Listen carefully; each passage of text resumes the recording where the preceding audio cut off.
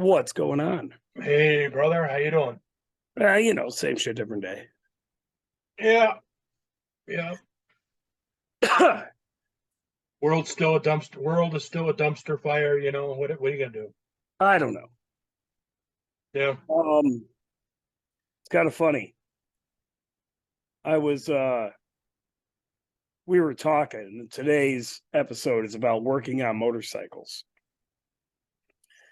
It's more club related than regular biker related, even though the same can apply if you hang out with other bikers or you have a group of friends you ride with. It all yeah, applies. yep. It's all the same. All relative. Right. Because a club is just a dedicated group of people that hang together. With a Granted, common interest. right. The the more serious the club, the more serious the commitment, yada yada yada, and friendship, whatever. You know, whatever some old guy is gonna bitch about in the comments about I don't need to be in a club. I got 5 guys I consider brother. Okay, great, good for you. It works for But them. yeah, I know, I hear you. But like, you know, I don't see a whole lot of people working on their own bikes anymore. No. And I don't see a whole lot of people helping other people out with their bikes anymore because, well, unfortunately, it people are getting scared of working on their own stuff. It used to be buy a bike, here you go, customize it if you want, keep it running if you want, nobody cares. And then further down the rabbit hole we go in the past 20, 30 years, well, warranties got involved. And now everybody feels that they need a bike that's 2 to 3 years old. Otherwise, they can't ride it because it's going to break or die. And I don't want to hear any bullshit. Oh, it's the Harley guys. Their bikes don't last for shit. You know what? Metric guys, Indian guys, they follow the same philosophy. You don't know how many times I've seen a guy post his Honda or Kawasaki or Indian online, and somebody will ask how many miles on it. Well, if they run forever, what difference does the miles make? Right. So yeah. But yeah, I think clubs need to start working on their own shit again instead of taking it to some local shops. Even though local shops, they do good work or whatever, and everybody's got their guy. But I think the bonding process of working on motorcycles has lost a lot of dudes in the past 20 years. I think you're right. I wouldn't argue against it. I mean, we live in the upper mid. Well, I live I'm there half in the the year. upper Midwest, right? You don't have a riding season that lasts all year round, right? Once you get into November, once you get into, late fall, early winter, riding is spotty at best. So a lot of guys store their bikes at shops. They don't even have access to them till spring. Oh yeah, and the shops will say, "Hey man, we'll store your bike for $400, $450, and it'll be free. It'll be free storage if you do work equivalent up to $450." And so it Well, gives them it's that. more than that. Yeah. Well, yeah, I mean, to tell it when they start doing shit. It's like 250, but that seems to be moving up too. The average cost, well, basically what they want to do is all the maintenance. Because if you talk to any shop, I don't care if it's a dealership, I don't care if it's private, you talk to anybody who works on motorcycles, their bread and butter, where they make the bulk of their money, is maintenance. Yep. Because motorcycles have gotten better with age. The newer bikes are way more reliable than the older bikes. That's Oh yeah. technology. It's the way the world works. Just like cars, just like trucks, just like everything. Maybe not everything, but especially with cars, trucks, bikes, whatever. I mean, they can go hundreds of thousands of miles almost without being torn down. Yeah, I mean, you buy a new vehicle, and new vehicles, you don't even put the first tune-up on them until 100,000 miles. Well, I mean, how many times have you seen a shop or a manual that you would get with, like, say, an old Shovelhead or a Norton or BSA or Triumph or whatever that told you how to tear down the heads, to retort the heads, to reset the valves at 30,000 miles? Mm-hmm. Harley's service doesn't even recommend you start getting into the engine until you get to 100. Yeah, for the I mean, Milwaukee Eights and stuff now. Yeah. I don't even know what the mark. That was twin cams. Oh yeah. Yeah. So I mean,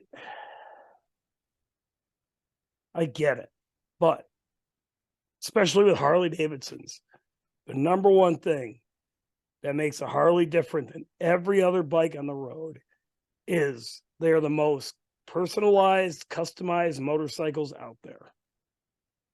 Nobody buys a Harley and leaves it alone. Mm-hmm. They're marketed that way. If you've ever heard a stock Harley Davidson, it's quiet. Oh You yeah. can barely hear a thing going down the road. Yeah. But yet every Harley you see on the road is a lot of shit and has ape hangers or whatever, blacked out this or that or whatever. It's all P-bars. customization. Yeah. Yeah, there's a guy wrote a book, God, years ago called Zen and the Art of Motorcycle Maintenance. I I think actually have that book. his name was like Robert Pirsig or Pirsik. Yeah, but it's more about philosophy of life and shit. It is, but there is a Zen to working on your motorcycle to a certain degree. Obviously, we both have thrown tools through windows and things of that Sure. nature while Oh, working yeah. on bikes. But when you have a problem and you fix it yourself, when you're riding on your machine that you wrench on, that you do the work on, that you put together again, it stopped working, you fixed it, and now you're riding again. There is a real self-satisfaction in that. Well, not only that, but it's going to build the brotherhood. If you're in a club, you're going to build a brotherhood even stronger if you're working on bikes together. Not, every club will talk about, well, how do you build a bond? Well, you build a bond by putting on miles and going to events. And that basically just means drinking and eating and picking up chicks, right? That's Right. motorcycle events. There you go. In a nutshell. If you want to know what's happening at Sturgis and Daytona, it's what I just said. Anyways, and depending upon where you are in life, you're going to do one more than the other, you know? But if you add in working on motorcycles, you're adding another aspect of the bond. You're adding camaraderie, I mean, you helped get your brother's bike going, he helped you get yours going, or your buddies, or whatever. And you guys can share in this victory, this accomplishment, this sense of meeting a goal, Yeah. and that got lost. It really did. Because you can look through history. History shows us, you can see certain clubs where you had to have a chopper just to be in the club. You had to be able to do maintenance on the side of the road if your bike broke down because AAA wasn't a thing and there wasn't a Harley dealership every 50 miles that would bring a truck and trailer and, fix your bike for you. You were on your own. It's kind of why it's one reason why clubs existed, is to watch out for one another. But somewhere along the line, we lost it.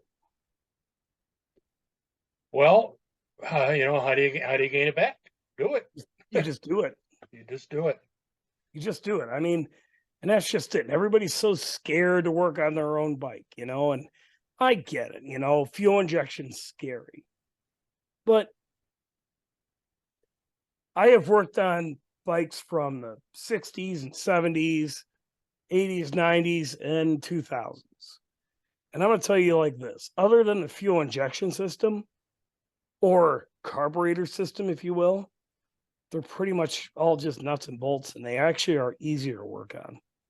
It is easier to take a rear wheel off my 2009 Road King than it is, say, a 92 Softail. It's easier. Oh, yeah. There's no shims in the bearing. There's sealed bearings. They just put the spacers where they're supposed to be and yada, yada, yada. You don't got to shim shit. It's nothing. Yeah.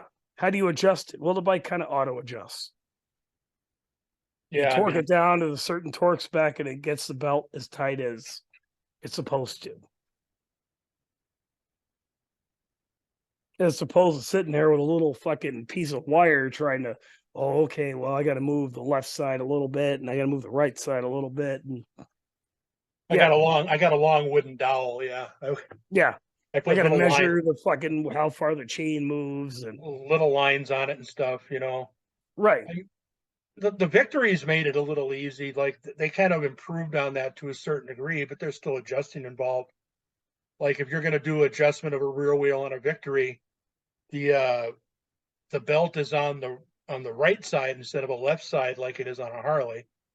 And the belt adjustment, like the tension is on the pulley side for the belt. That's where the tension is for the belt.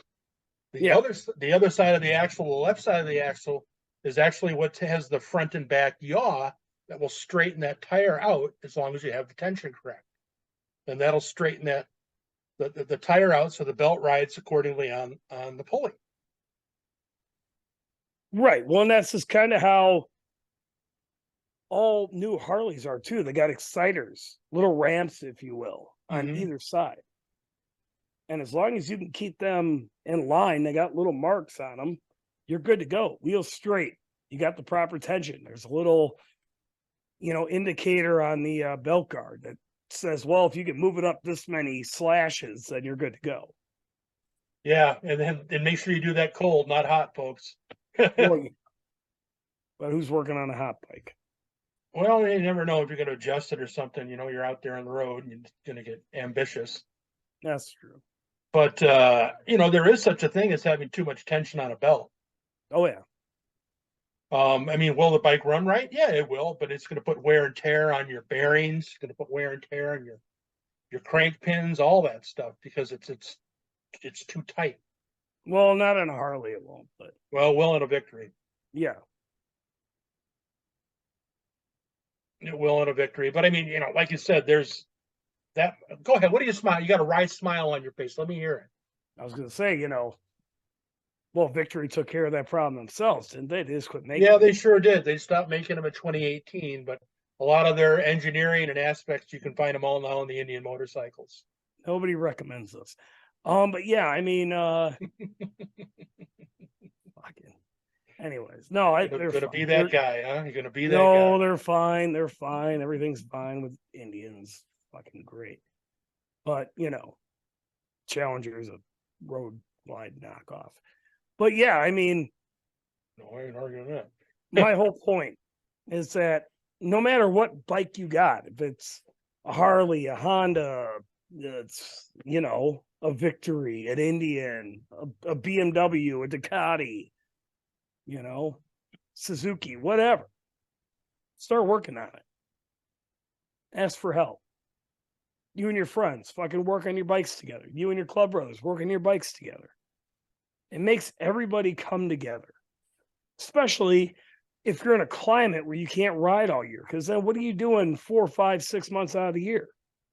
Yeah. Sitting around in clubhouses getting fucking wasted, meeting up every once in a blue fucking moon for a charity event. Yeah. Work on your bike. Invite somebody over. Maybe they stand there and just keep you company. That's better than nothing. Yeah. Maybe there's a guy that's really good at painting, or maybe there's a dude that's really good at wiring, or there's a guy that can change brakes in like 2 minutes. Who knows?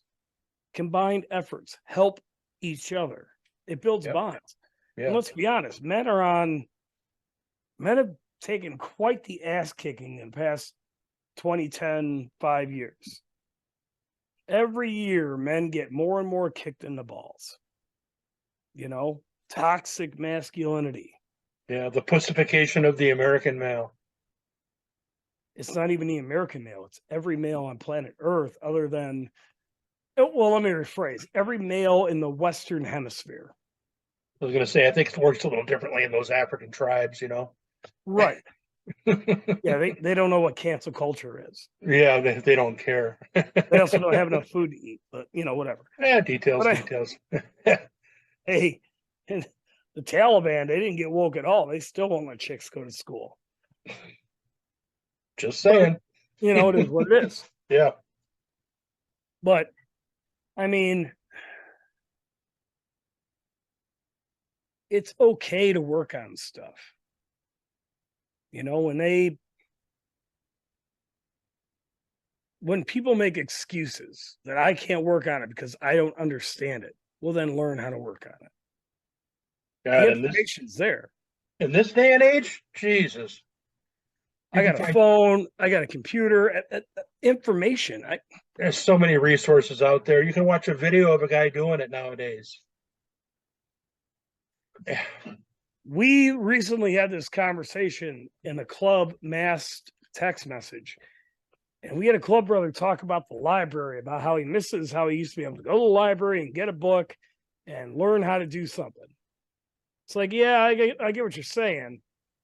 But at the same time, the thing that you're using to bitch about how nobody goes to the library to get a book is the same thing that has the information that library has and everything else. Mm-hmm. Just because you refuse to learn how to use it doesn't mean it doesn't work. Yeah, it's how it is. Yeah. Well, you know, in motorcycle clubs, sometimes the excuse is there to alleviate them from having to do some sort of other responsibilities. So if the bike is broken, they can't get it fixed, or they're reluctant to work on it, or this, that, and the other thing. All the other excuses as to why they can't do it, it makes it a lot easier for them to not go to the event or not have to participate or not to make that ride. Exactly. I mean, nobody's perfect. No, not at all. Not at all. Everybody is human. And sometimes humans take the path of least resistance, especially in today's day and age where victim culture is almost encouraged for half the country. You don't have to try hard. You belong to this minority group, whether it's a race thing, a sexuality thing, it doesn't fucking matter. You belong to this group, so you can't get ahead because the evil white man won't let you. So don't even try, just complain. And, vote Biden 2024. Well, yeah, the power of suggestion is a strong, strong thing. And it can work two ways. Power of suggestion can do wonderful things and sparks interest in somebody to be able to come up and create great feats. Or the power of suggestion can also do terrible things and create negative energy. It's what you feed into and what you choose to feed it. Right. I mean, if you have a culture that is always looking for why they can't do something, they're always going to find it. Always. If you're, a kid from a race that's not white in a neighborhood that's predominantly not white, then yeah, society has already given you a ton of excuses for you to be the biggest loser, drug addict, piece of shit, whatever, criminal. You have all the excuses in the world. It's not going to change your outcome one way or the other. It might make you feel better about being that person, but you're not going to change your outcome in life. You're not going to get ahead. You're just going to feel better about being a loser. And the same with motorcycles, the same with working on shit. If everybody tells you can't work on that bike because they've changed it, then yeah, now you have a perfect excuse to go spend $200, $300, $400 to get your oil fucking changed. Or you adjust your clutch. Change your rear tire. Oh, I know. Whatever. You name it. replace your brake pads. I mean, Yeah. these are some simple things. We're not talking pulling your transmission off your bike and like redoing it, you know? We're But if you talking want to about do it, the simple shit. information's out there to do it. Yeah. Simple maintenance stuff like lubing your cables. It yeah. Primary fluid. How many assholes are on Facebook right now asking what engine oil that would be best for their motorcycle? Yeah. Oh my God. Yeah. Yeah. What rear tire is best for my motorcycle? Yeah. Yeah. How many miles do you get out of a rear tire? I don't know. How do you ride? You're riding two up, or you're fat as fuck? You skinny as hell? Do you, Are you you know, beating the shit out of it? Do you have a right? bunch of horsepower? I mean, You scraping your knees on every corner, or are you freaking what are you looking mollycoddling? to do? Do you want maximum performance or maximum longevity? Yeah. You know, there's no quick fix. Everybody's looking for the quick fix. Well, yeah, it's super easy to take your bike to a shop, say, fix it, nerds. I'll pick it up. I'll throw you a credit card and I'll be on my way. And if that's what you want to do, fine. But you know what? Are you really living if you let everybody fix your problems for you? I don't know. I don't know, man. I don't All think I, so. all I know is the education that I got working on that 94 Softail of mine. You know, when I got that thing, it was, for lack of better, it was the top end was a basket case. I mean, the cam chamber was empty. We didn't even know what it had for cam in there. It was like, there was nothing. It was completely gutted, you know? So we started piecing together, we picked out what we're going to put in there, and then, okay, see how it works with the intake system. And so I got a running bike. It's 94 stuff on there that's original. Some of the original parts that were on there, original CV carb, all of it. All the seals and everything start to go. The vacuums start to go. The hoses get cracked, and get little tiny crack seals and stuff in it. And so, yeah, it would have been real easy for me to bring it down to somebody and to pay him a lot of money, because it probably would have cost me $1,000 to revamp that whole system. But I rebuilt the whole thing myself. The whole intake and fuel system, everything Yeah. associated with the carburetor, and I learned so much about it. But now I'm troubleshooting a CV carb on a Harley. It's not a problem to me at all. Or all the different little vacuum tubes and Jesus, all the little different nuances, tiny little places where you can have leaks, and all the little aspects that go together for that. Diaphragms, all that heavy Oh shit. yeah, all that Slow little. jet, fast jet, which one's the best for you? Where do you put the clip, the third notch, the first notch? And do you believe the hype when you see some guy who's modified it because he's drilling out bigger holes in his carb? Thinking, oh, well, that's the case because that's what we used to do. And you get a little kit that's got a little drill bit in it, so you can drill the holes to the sides. Then your bike starts to run like shit after that, and you wonder why. Well, it's because you changed the dynamics of your carburetor. Now Oh, suddenly, it feels fast as hell when you're yeah, wide open with your hair on fire on the highway. Oh man, it's running like a champ. Yeah. But I have everything a runs hard like a time champ at going. wide open throttle. Yeah. But yeah, it spits and sputters when I try to maintain speed at 35 going through town. Well, then did you fix it, or did you just move one problem to another area? Yeah, exactly. Exactly. And like I said, I could have paid thousands, it would have been easily $1,000 to do that. But yeah, I mean, I can't stress enough. Half of riding and making, because doing the whole biker thing, club thing, however you want to identify, if you ride a motorcycle, part of it should be maintaining it and working on it, because motorcycles are a vehicle of passion. Nobody needs a motorcycle. You know what I mean? Yeah. Nobody's like, oh, damn, my bike broke down. How am I going to get my kids to school in the morning? Yeah. You're going to Yeah. take a car. You're like, well, I don't own a car. All I have is my motorcycle. Well, then you're just irresponsible. I don't know what to tell you. Because, first of all, they're kind of death traps. You're going to die if you get into an accident, or you're going to get really hurt. That's just all there is to it. And if you're putting your 5-year-old on the back of it, taking them to school every fucking day, you sure in the fuck ain't going to do it if you live anywhere in the country where it gets cold and snows and shit. So yeah, you got some sort of a vehicle. Okay. So chances are your motorcycle is purely passion. It's purely, I want to ride it because I want to ride it and I have a reason for it, whether it's, Freedom Brother or it's, therapy or whatever the fuck.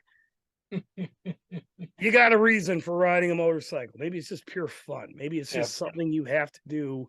Pick a Otherwise, you name. don't feel like a person. I get it.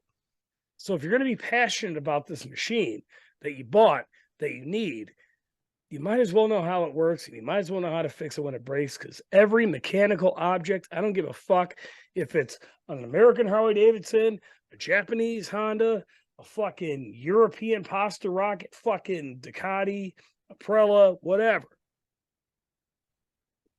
It's going to break.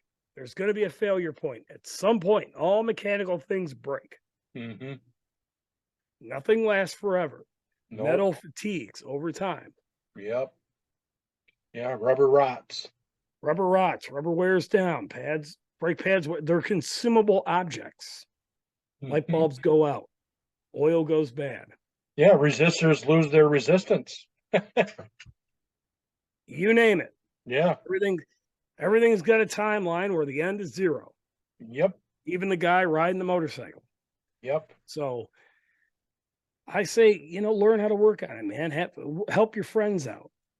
Do you really need to watch fucking that episode of Yellowstone, or should you go help your fucking buddy fucking replace his fucking coils on his bike to see if maybe that's why it runs like shit?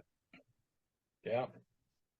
And even if you're just hanging out, sipping the goddamn beer, well, you know what? Maybe you have another set of eyes that he didn't see something, you see it, and you're, oh, hey, man, that wire's broke. Did you notice that? Oh, shit, I didn't even notice that. Well, there you go. There's a problem. Well, there's a core group of us in our club, and I'm sure that it is as it is in any club, where that's a topic of conversation. We'll talk about maintenance and repairs and problems and mechanical nature of engines as we sit around the bar right at the area where you're sitting right there, bro. Yeah. You know, upgrades. We're spitballing stuff off each other. And well, I don't know. I mean, I heard this before. Have you tried that? Oh, I never thought about that. Huh? Yeah. Right. It could be. And that's my whole point. It builds another level of bond. Mm-hmm. It builds another level of camaraderie, as opposed to, yeah, well, I'm going to take my bike into the dealership there and I'm going to have them throw a new set of fucking bars on there. I'm going to go with the 16s. And yeah, so I'll go and I'll pick it up in February and hand them my credit card. They'll charge me $1,400 fucking dollars and yada, yada, yada. And then I'll have 14-inch bars. Meanwhile, another asshole did it for fucking $300,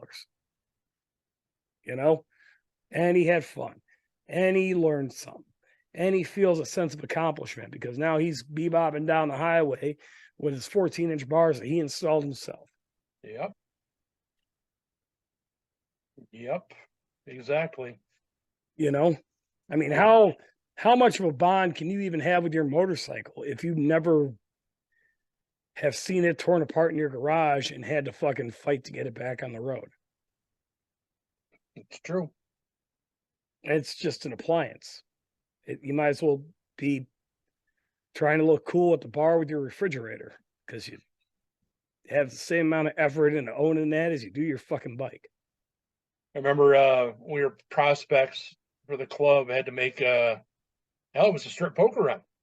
And there's no way I could have done this run without changing my rear brake pads. Yeah. And it was pretty funky how I had to go and do it. Just had to get down on the ground and knock a pin out through the spokes, through the mag of the wheel and all that.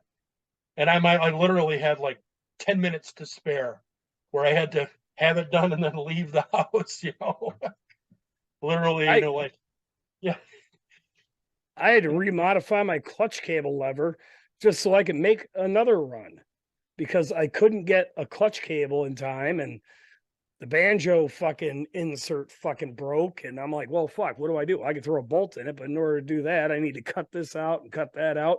And I made the ride. I did the ride. We did the things. We did all that shit. It cost me extra goddamn money, but you know what? I proved that I could get that thing going regardless with Yep. basic hand tools and a trip to the fucking hardware store. Yep. Does that make me better than anybody else? No. It means I just have that knowledge. It Well, makes me useful.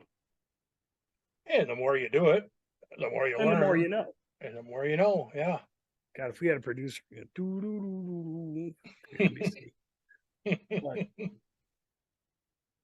I don't know. I agree with you though. I mean, in this day and age, definitely within the motorcycle club community, we've lost sight of that. You don't hear about a lot of it. You don't see the younger guys getting into their maintenance. I mean, I got a buddy. He was a 40-year member of a local motorcycle club. He's got a 78 lowrider. Uh, he literally has nearly almost every single part that he possibly could need that would break on that bike, on the bike in the saddlebags. Like if he had to do a head gasket on that shovel head, he could do it on the side of the road with all the tools that he has. yeah. And the gaskets and all of that. I mean, he's always working on it. That's his newest bike, is a 78 lowrider. Well, yeah. I mean, it's you do what you have to do to get down the road. Same reason why any prospect or probate that joins a motorcycle club, the first thing you learn is make sure that you and your bike are ready. Because I don't want to have to worry about your ass getting a flat tire because you were down to the wear bars before we took a 1,000-mile trip. Yeah. What do you think was going to happen? Yeah. That's the importance of that road captain. Having a knowledgeable road captain will actually go through and look at the bikes and do some inspections before you leave, just make sure everybody's safe. Well, let's say you're just some single fucking asshole. You're just some guy who nobody tells which direction I'm going out of my driveway. I'm by myself. Yeah? Do you do charity rides? Cool. Let's say you're riding in a pack of a whole bunch of other assholes that you don't fucking know. Let's say that you don't pay attention to your maintenance. Let's say you're in the middle of this fucking pack, and all of a sudden your back tire turns to jelly because, well, your dumbass hasn't looked at your rear fucking wheel in the past year and a half. You get a fucking flat. Well, now you're a danger to everybody next to you and behind you. Yeah, that's usually the guy he's owned the motorcycle for 8 years, and it's his original back tire that he has on there because, well, there's only so many miles on it, but it's an 8-year-old tire. Or you're the asshole that decides, hey, I'm going to fucking get fucking 3 sheets to the fucking wind, do a giant fucking burnout in front of a fucking bar with a fucking rear tire that's fucking half dead any goddamn ways. And halfway through my fucking rolling burnout, it's going to go boom. And I'm going to damn near take out 6 or 7 different fucking motorcycles because Yeah, I'm going to lose fucking control. Yeah, that happened last year.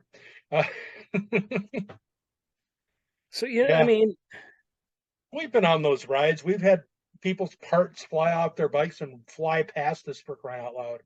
Or they're fucking around and they break a belt. Or they're fucking around and they crash. Or they drank too goddamn much and they go to put their foot down next to the side of the road and there's no next to the side of the road and they fucking go tumbling down a fucking ditch. Mm-hmm. Yep.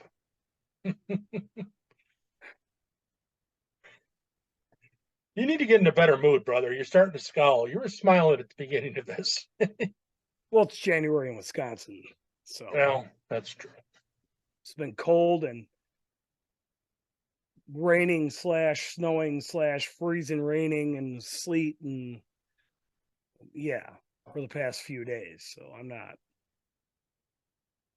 in the best of spirits. But anyways, it is what it is. Is your Road King still all torn apart?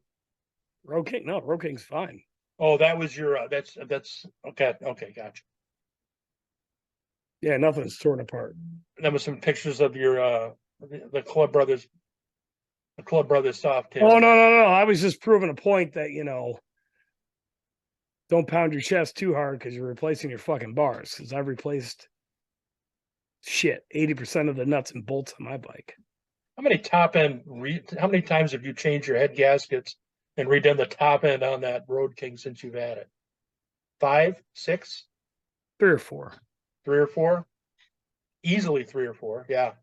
hopefully well, now we got the problem figured out. And unfortunately, I had to confront the engine builder on some things, and he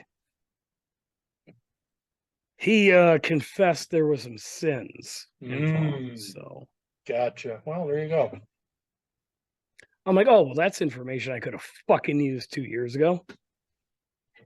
Yeah. Because I didn't feel like splitting the goddamn cases and measuring crank rods. Anyways. Yeah, I mean, how many times you made a gasket? Like I'm in my life? No, I'm just saying. Like for this bike. It was more of a rhetorical question. You know, I mean, I've made gaskets out of manila folders before because I needed something for the time being. A lot, those fucking dividers they put in cases of beer. Mm-hmm. They work. Cardboard works pretty well. Yeah. And thin cardboard, not that like squishy double wall deal. No. You want the thin, just hard fucking cardboard. Yeah, it's like I said, the thick manila folder works pretty good. Thick manila folder, beer cases, wine, anything that's just thick cardboard. Yeah. They will work. But I mean, to my point, man, get out there. It's that time of year for most of us where we can't ride any fucking ways. We got all these big plans.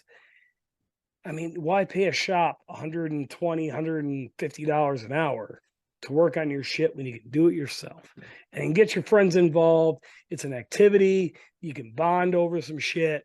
You can fucking have a laugh, make a memory, whatever. Do that. You know what I mean?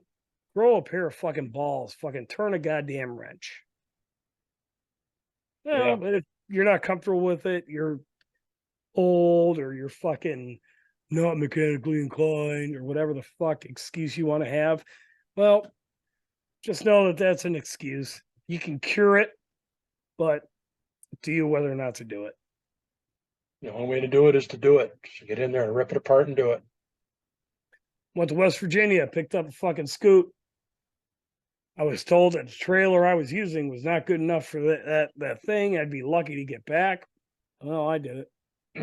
You're back. Well, I just decided, well, let's go find out and do it. Yep.